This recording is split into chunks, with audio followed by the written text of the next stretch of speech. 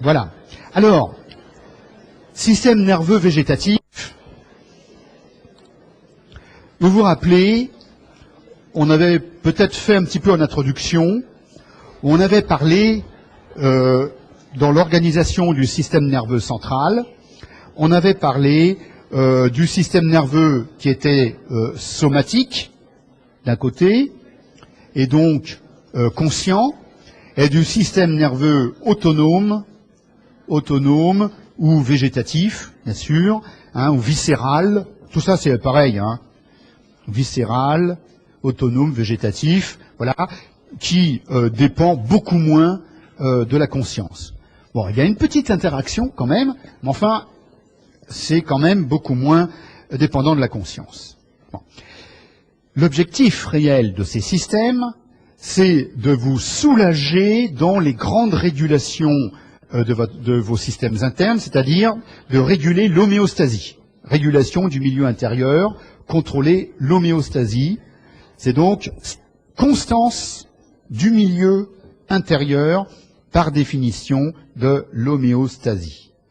Et donc, pour assurer une homéostasie dans toutes les circonstances, il faut que le système, non seulement il ait une action en situation basale, repos, mais aussi en situation de stress.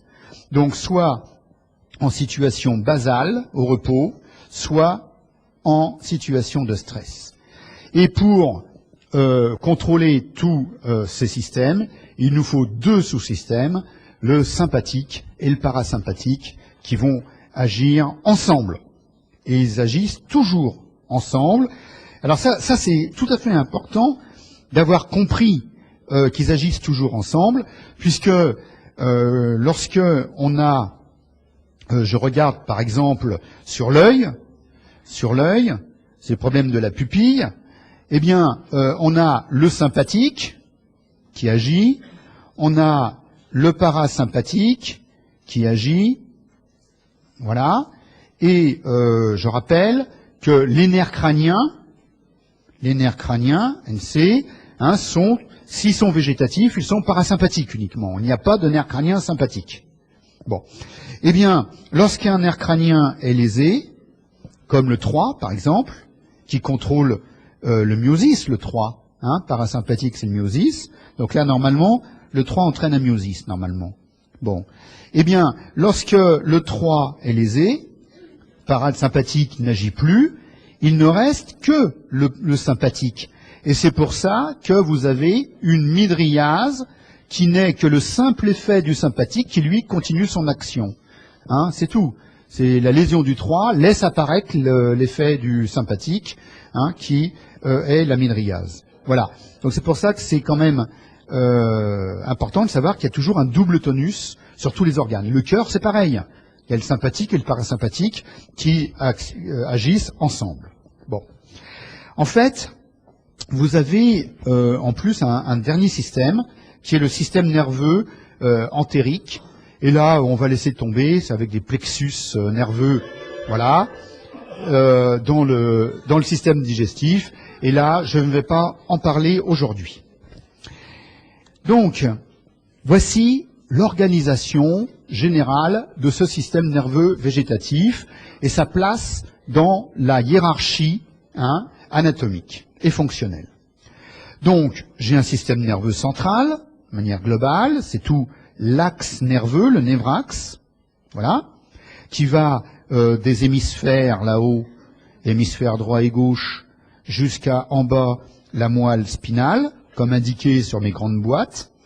Et puis, j'avais placé sous le cortex, bon, j'ai pas mis le système limbique, bon, il doit y être normalement, je l'ai sauté, et il y a juste l'hypothalamus qui se retrouve ici, qui est très important, car on a vu tout à l'heure que l'hypothalamus possédait des centres, des noyaux, qui contrôlaient ensuite le sympathique et le parasympathique.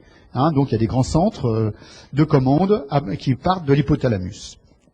Et les différents noyaux maintenant du système nerveux végétatif, eux, ils sont situés dans le tronc cérébral et dans la moelle spinale. Alors qu'est-ce que c'est un noyau végétatif du tronc cérébral ou de la moelle? C'est tout simplement que nous sommes exactement comme dans le cadre habituel des contrôles des systèmes.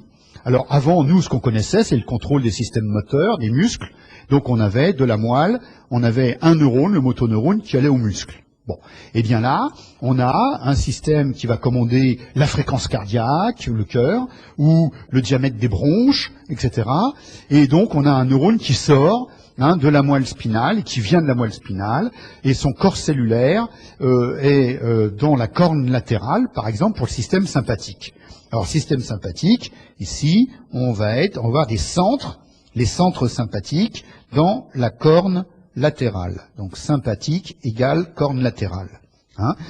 Bien sûr, pas partout. Vous vous rappelez, on en avait parlé, c'était dans la moelle thoracique et dans la moelle lombaire, thoraco-lombaire, pour la corne latérale. Alors, vous voyez que ce qu'on va décrire aujourd'hui, c'est que cette fois-ci, c'est pas juste un neurone qui va à la cible. Non, c'est deux neurones. Proto, deux taux. Premier neurone, deuxième neurone. Donc le premier neurone, qui va être un neurone viscéromoteur, ici, viscéromoteur, je commande des viscères à la périphérie, eh bien, il y a un premier neurone qui est le neurone pré-ganglionnaire, car effectivement, ces neurones qui sortent des centres, les centres, j'ai dit, c'est les corps cellulaires de ces neurones, tout simplement. Donc, ces premiers neurones, issus donc des centres du tronc cérébral et de la moelle, atteignent un ganglion. Alors, on verra lesquels tout à l'heure. Bon, ce ganglion, essentiellement, c'est la zone relais avec le deuxième neurone de la voix, donc avec le neurone préganglionnaire et le neurone postganglionnaire, c'est le relais, et c'est pour ça qu'il y a un ganglion, c'est qu'il y a les corps cellulaires du deuxième neurone, qui forment le renflement qu'on appelle ganglion. Et donc, on a des synapses du premier neurone, les axones du premier neurone, viscéromoteur, qui font leur jonction avec le corps cellulaire du neurone postganglionnaire. C'est alors ce deuxième neurone postganglionnaire qui va aller vers la cible, qui est l'organe, bien sûr.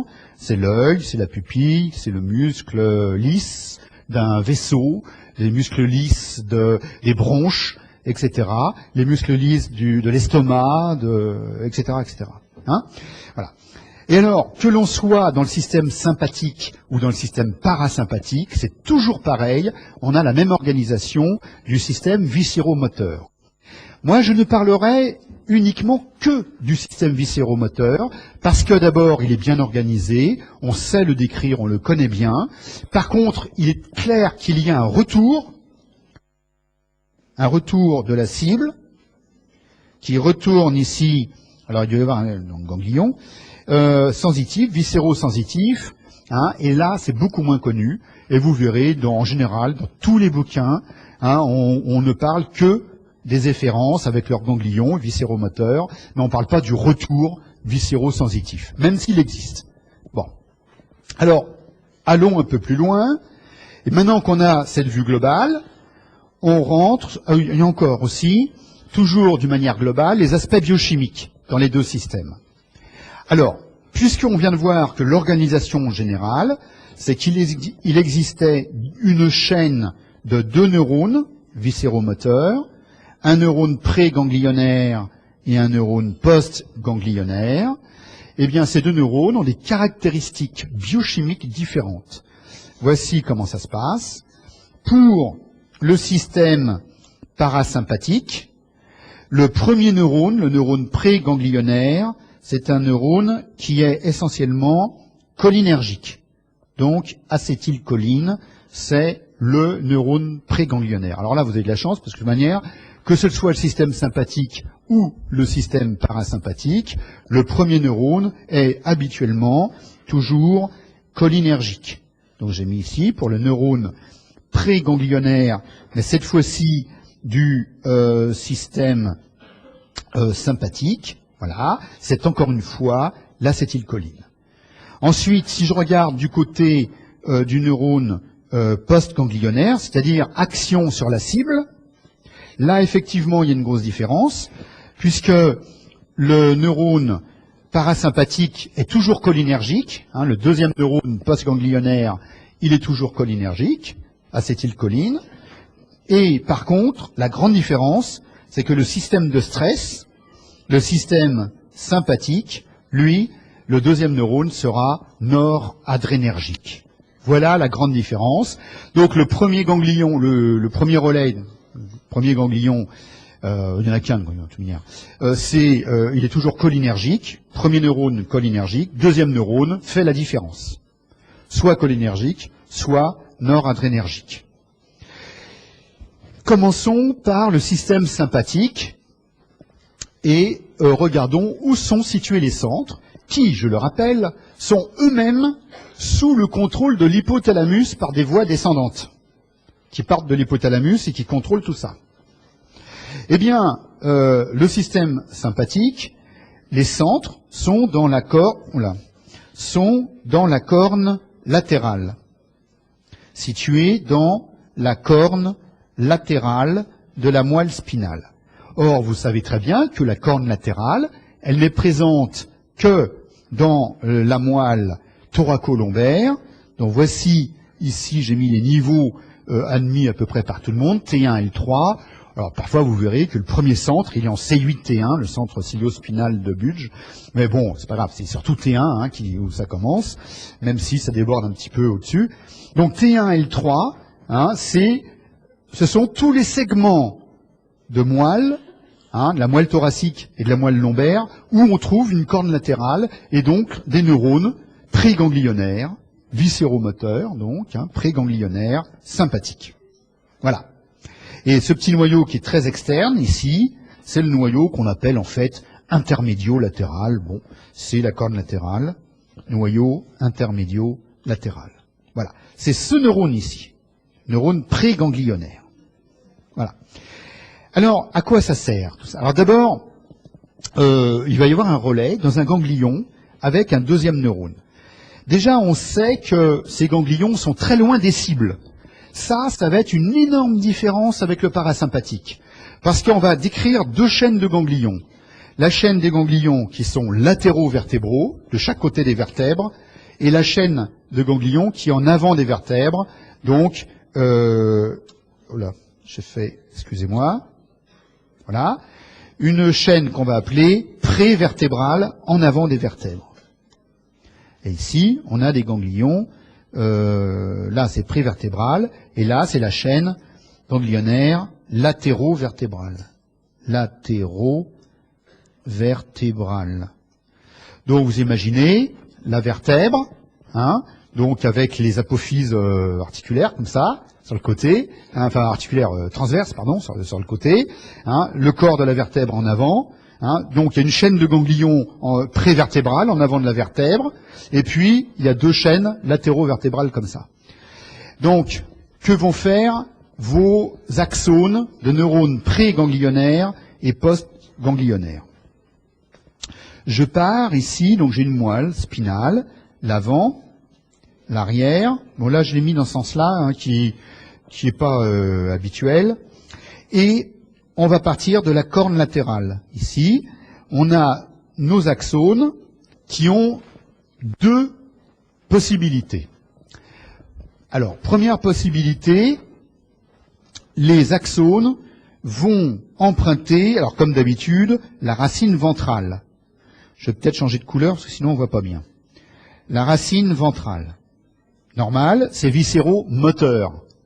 Donc vous voyez que dans une racine ventrale, vous pensez d'habitude motoneurone, la motricité volontaire, somatique. Mais en fait, il y a aussi quelques fibres végétatives dans ces niveaux thoracolombaires.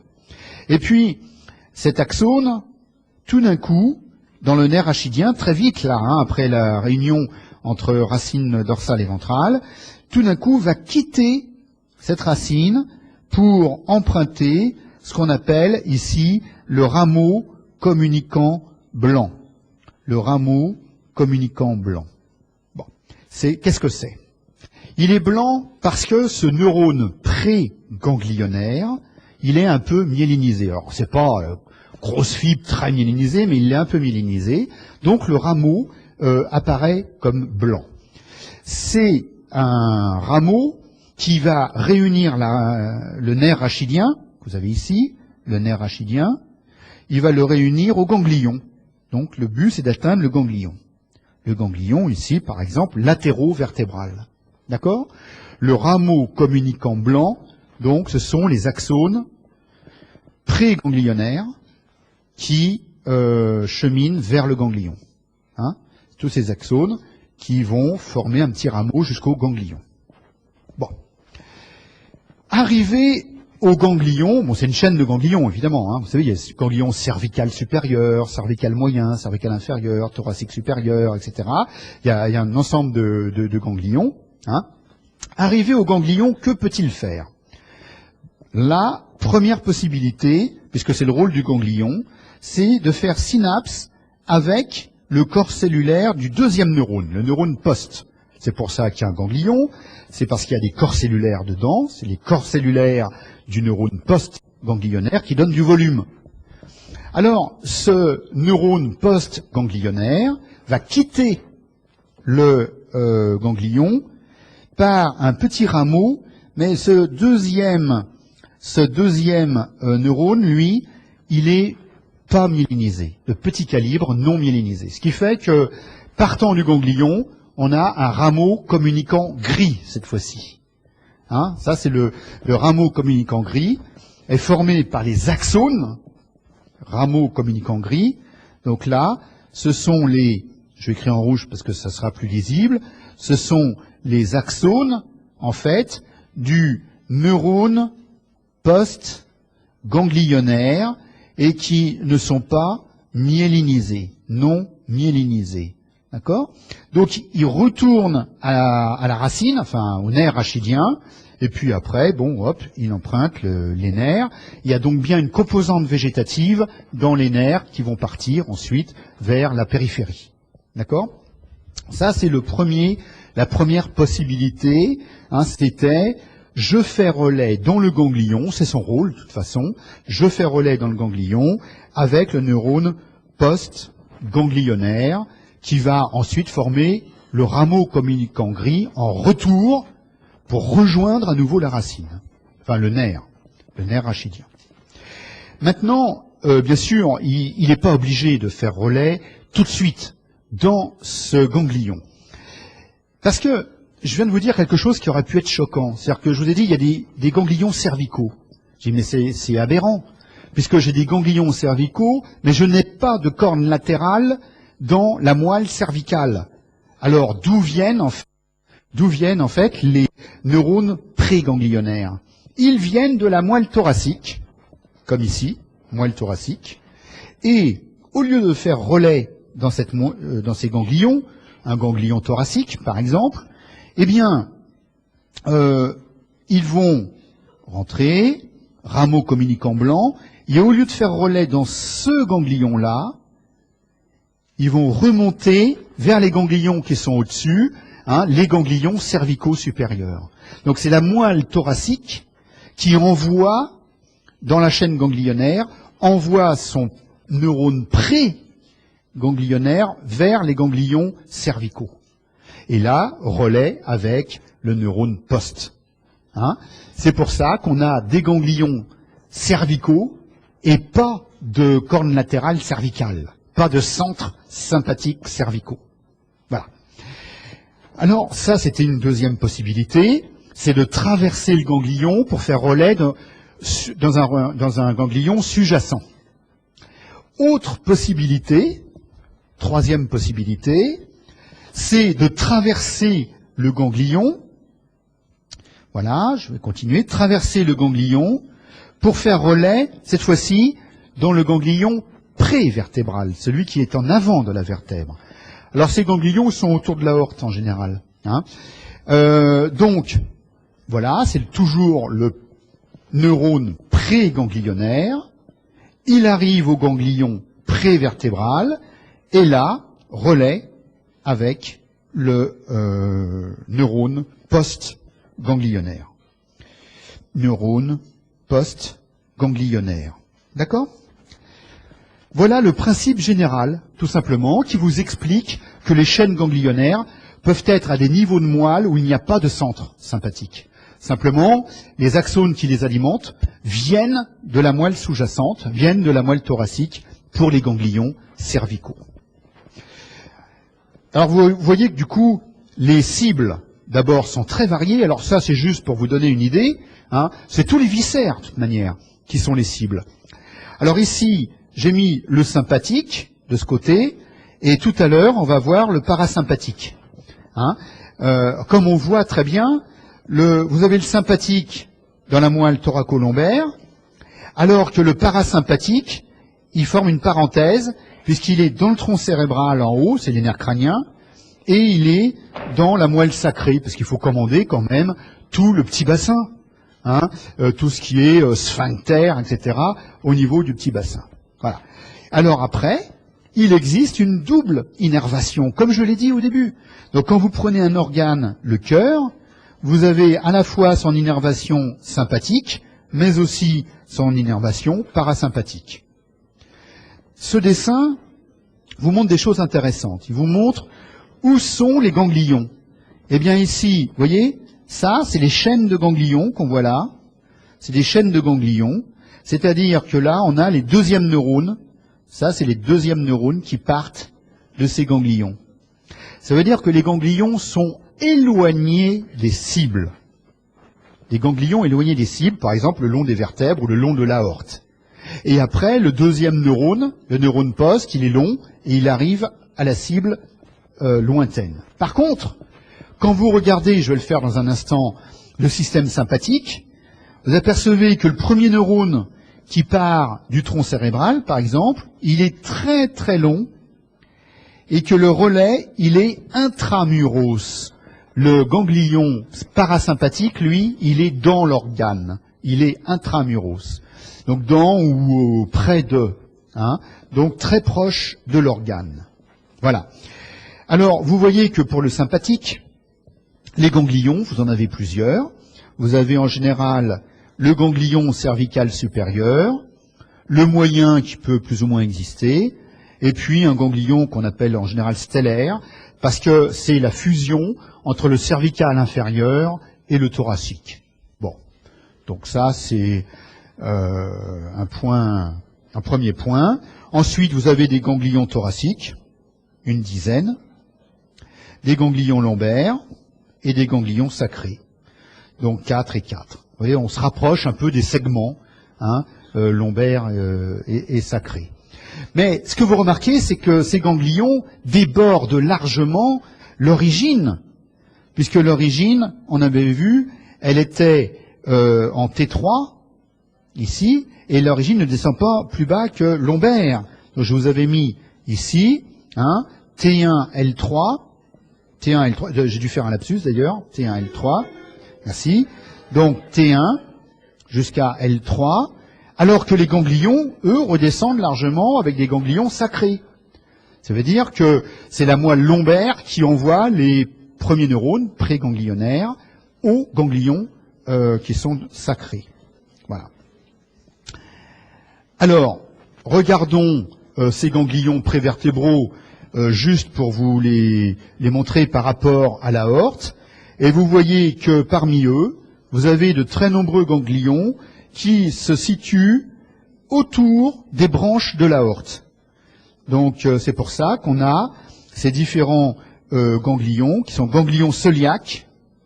Ganglions cœliaques. Donc voilà, la flèche noire là qui est ici. Donc vous avez les ganglions mésentériques supérieurs, c'est l'artère mésentérique supérieure, mésentérique inférieure, hein, et puis les plexus hypogastriques qui sont supérieurs et inférieurs. Voilà. Je ne vais pas rentrer dans les grands détails. Simplement, les nerfs qui vont relier au niveau thoracique les ganglions latéraux vertébraux et prévertébraux, eh bien, ces nerfs-là sont appelés des nerfs splanchniques. Hein, ce sont les nerfs qui sont ici, entre les chaînes latéraux-vertébrales et prévertébrales, au niveau donc thoracique. Vous avez le nerf ici splanchnique majeur et les nerfs splanchniques mineurs, voilà, qui relient ces chaînes ganglionnaires. Peut-être qu'en anatomie générale, on vous en a parlé un petit peu. Voilà. Alors, dans l'atteinte du sympathique, on peut avoir dans l'atteinte de ces chaînes sympathiques un syndrome qui est le syndrome de Claude Bernard Horner. Hein, où vous avez, vous le verrez en sémiologie, myosis, ptosis et ophtalmie. Hein, vous connaissez apparemment, c'est cette triade. Eh bien, ça peut être lié à une atteinte de la moelle, bien sûr, où il y a les centres sympathiques. Ça peut être lié aussi à une atteinte d'un ganglion, etc. Et n'oubliez pas, parce que les ganglions cervicaux, à quoi ils servent? Les ganglions cervicaux, ils vont donner les nerfs sympathiques destinés à la tête, l'innervation sympathique des yeux, l'innervation sympathique de l'extrémité céphalique. Il faut que ces nerfs rentrent dans le crâne par un moyen quelconque. Alors, pour rentrer dans le crâne, les nerfs sympathiques issus des ganglions cervicaux vont former un réseau, pour ne pas dire plexus pour éviter cette réaction, quand même il fallait le faire, vont donc emmailloter complètement l'artère carotide interne, et du coup, comme l'artère pénètre dans le rocher, dans le canal carotidien, eh bien, en même temps, le sympathique pénètre aussi dans le crâne et va pouvoir, en accompagnant la carotide, va pouvoir ensuite donner ses branches pour, par exemple, l'orbite, où vous avez toute une innervation sympathique au niveau du contenu de l'orbite. Voilà. Alors, dernier point, et c'est presque fini, parce que là, il n'y a pas beaucoup à dire, c'est le système nerveux parasympathique. Alors, ce système nerveux parasympathique, eh bien, on va le revoir, on l'a déjà vu un peu tout à l'heure. Il présente la même organisation. Quelles sont les grandes différences? Regardons ensemble. La grande différence, c'est les centres parasympathiques viscéromoteurs sont situés d'abord dans le tronc cérébral et aussi dans la moelle sacrée. Ça, c'est la première différence. Dans le tronc cérébral et la moelle sacrée. Dans le tronc cérébral, ces neurones préganglionnaires, ce sont tout simplement des noyaux végétatifs des nerfs, les noyaux végétatifs des nerfs crâniens. Alors ici, je vous ai cité tous les nerfs crâniens qui présentent une composante végétative, donc qui ont une commande viscéromotrice. Hein.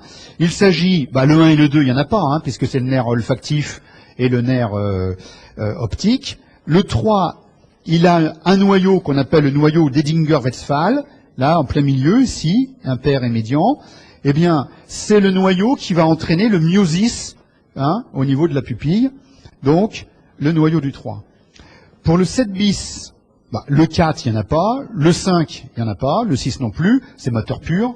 Donc, on arrive au niveau du 7 bis, et là, vous avez le noyau salivaire, puisque vous savez que là, on a une commande végétative, la salivation.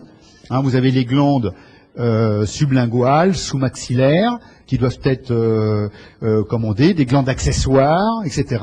Donc, il faut plusieurs noyaux salivaires.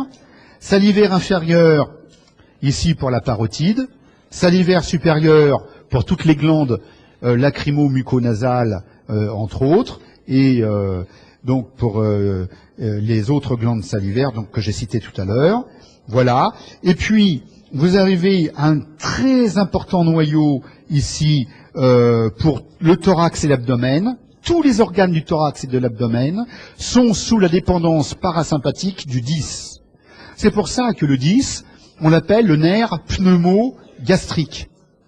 Parce que la composante parasympathique du 10 va entraîner la bradycardie, la bronchostriction, etc. Donc toutes les commandes du péristaltisme aussi, les sécrétions digestives, etc.